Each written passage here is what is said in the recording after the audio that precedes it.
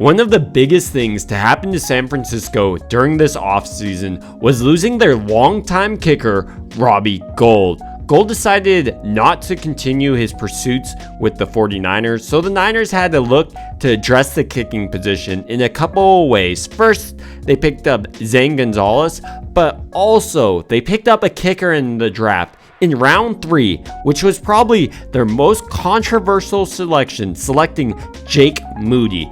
Jake Moody was a phenomenal college kicker who displayed consistency on the film, but also had a booming leg and led his team to countless wins. Moody throughout his college career was one of the most consistent kickers, mainly due to his demeanor. He was always steadfast in his belief in himself and his process.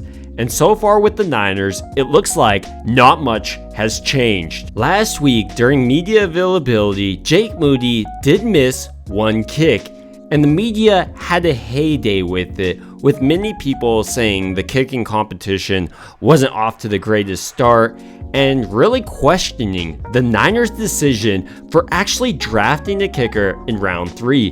But I think the Niners made the perfect decision, and Jake Moody reaffirmed that recently during week 2 of OTAs, where media was able to look in again. He hit all of his kicks, including a 53-yarder. And one thing that was clear is Jake Moody has a booming leg, and that's much stronger than Gould. Jake Moody doesn't just have a booming leg, but like I mentioned, he's extremely accurate. While Moody's missed one field goal, that was a long 48-yard field goal, and he's made about 9 out of 10, which is 90%. Which is phenomenal during the OTAs when you especially don't know exactly what these guys are working on. They can be working on different aspects of their craft, not just kicking it through the uprights. Another aspect of Moody's game I want to briefly touch on that will be extremely beneficial, especially in his NFL career, is his ability to stay cool and collected under pressure. The special teams coordinator recently spoke to the media and highlighted this when Moody was kind of having a job interview for the kicking position for San Francisco.